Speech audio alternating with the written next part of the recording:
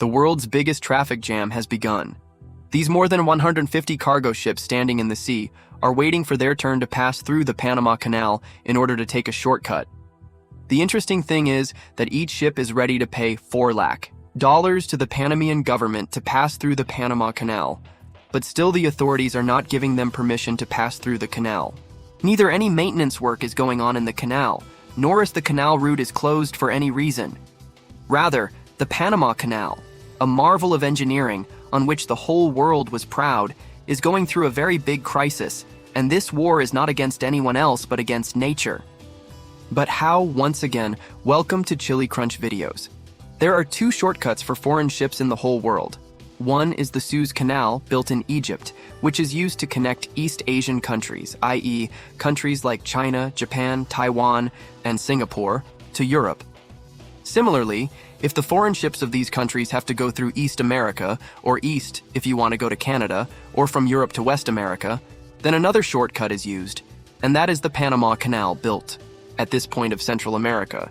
There are about 50,000 cargo ships in the world, and 70% of them use these two shortcuts. That is, if for any reason there is a problem in these two shortcuts, Suez and Panama Canal, then even if we do not want it, it will affect the whole world. A glimpse of which the world has already seen when in 2021 the Ever Given ship had closed the traffic of the entire Suez Canal for 6 days. If something similar happens in the future, then the ships will have to go all the way, which will take more time, and the fuel cost will also be extra. This extra cost will have to be paid by the end user, that is, you and me, to use these shortcuts. Shipping companies also pay heavy toll tax to the canal authorities and also have to bear their tantrums. But after all, what is this compulsion, and why do we need a canal at all? Suppose there is a canal in Europe from the United Kingdom. The ship has to go to San Francisco in West America. Now this ship has two ways to reach its destination. Either it will pass through the entire North Atlantic Ocean, cross the bottom Cape Horn of South America, and enter the Pacific Ocean, and from there it will go to San Francisco. This total distance is more than 25,000 kilometers, in which the ship will have to spend 28 days and about 80 lakh liters of fuel. In this entire trip, not only the time of the shipping company will be wasted, but $32 million will also be spent in the fuel cost, which amounts to 260 crore rupees. The second route is directly from the United Kingdom to the Caribbean Sea, and from here using the shortcut of the Panama Canal, directly to the Pacific Ocean and then to San Francisco. In the first route, while a distance of 25,000 kilometers had to be traveled, by using the Panama Canal, this distance has reduced significantly to only 14,000 kilometers, that is, 44 kilometers less than the first route. Due to the Panama Canal, the shipping company saves almost half the fuel cost, which is $14 million are earned. Now you must be thinking that ships save more by passing through Panama Canal. That is why they prefer to pass through here, but it is not so.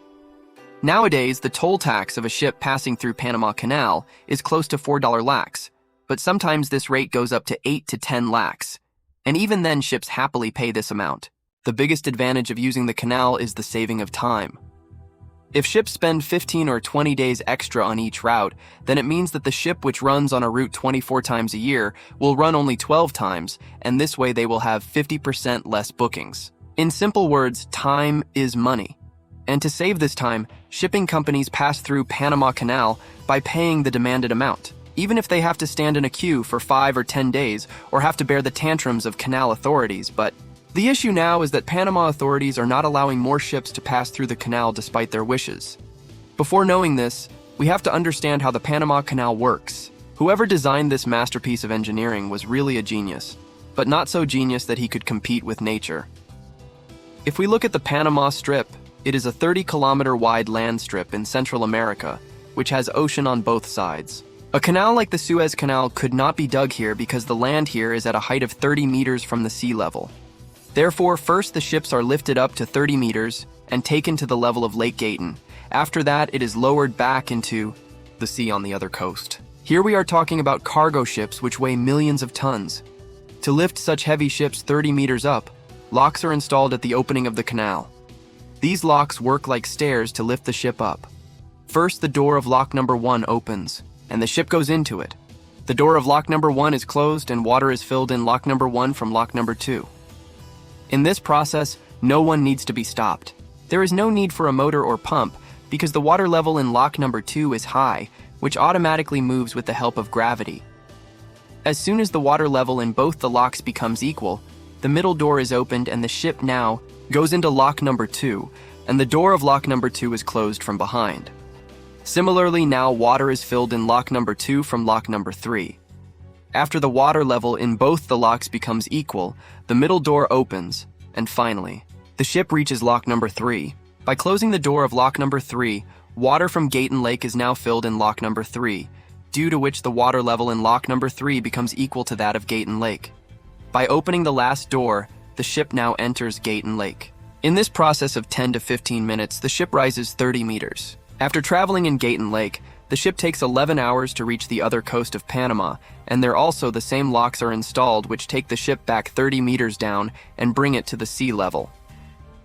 The thing to note here is that both the water of Lake Gatun is used in the process, i.e., in raising or lowering the ship. The water of lock number 1 is released into the sea so that it can come at par with the sea level, and this is the fresh water of the lake, which is actually dumped into the sea and used for drinking. The water of Lake Gatun is used to operate the locks of the Panama Canal, as well as for the drinking purposes of the local population. Just one ship using the Panama Canal uses as much water from Lake Gatun as 5 lakh people drink daily.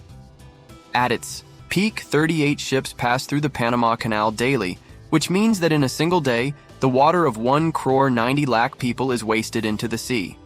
Lake Gatun is a very large lake. Rainwater equivalent to an average-sized city flows from the surrounding mountains and collects in Lake Gatun, which keeps fulfilling the shortage of water wasted due to the ships.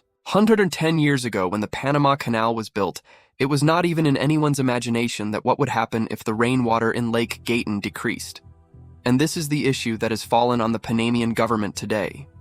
Yes, after every 7 years, a wave comes in which the rainfall in the Panama area decreases. This crisis is becoming more serious every time, and this time the situation here is so bad that last year in 2023, there was no rain here, and the weather department has predicted very less rainfall in 2024 as well. Looking at this thing, Panama, authorities have only 2 options left.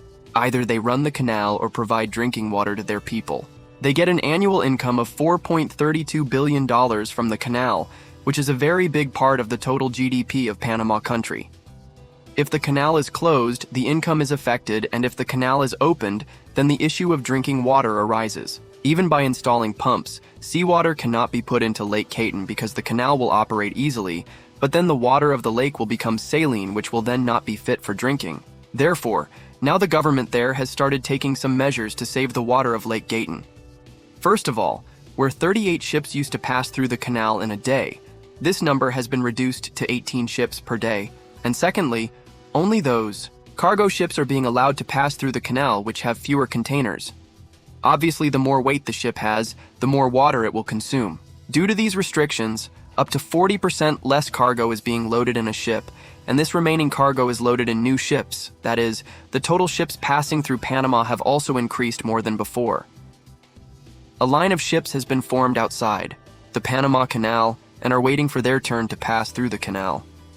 Especially those whose booking was not done in advance are forced to wait for up to 15 days. Along with these restrictions, an extra cost of Rs 10% toll tax is also being collected in the name of freshwater surcharge. This is causing a lot of disturbance on the routes from Europe to West America and East America to East Asia.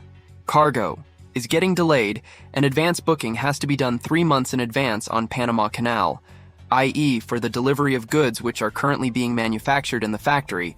Booking of Panama Canal has to be done even before manufacturing, and that too at expensive rates. Now, different proposals are being given to solve this issue. In this, by ocean corridors will be built.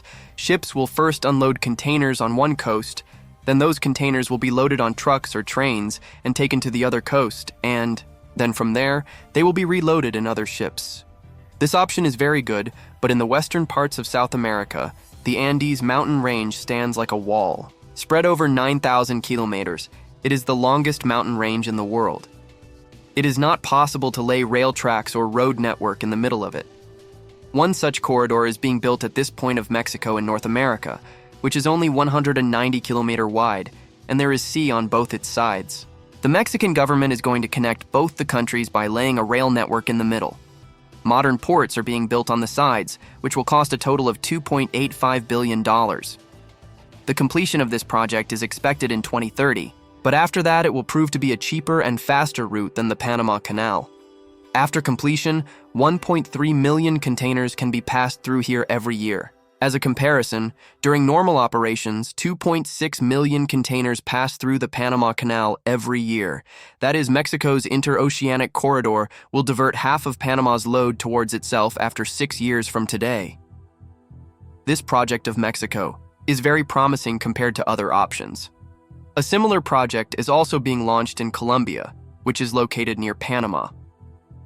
The network is being expanded from coast to coast, but this project will also take many years. The future of Panama Canal is visible to the whole world in the dark. Rains will start here again, and the canal will once again start working at its full capacity. But for how long? Climate change is a reality, and fighting it may not be in anyone's power. There will be such a shortage of rains here in the coming time. If it happens that the canal has to be closed forever, I hope you will like and share this TV video as well. Thank you very much for your loving comments. See you in the next great video.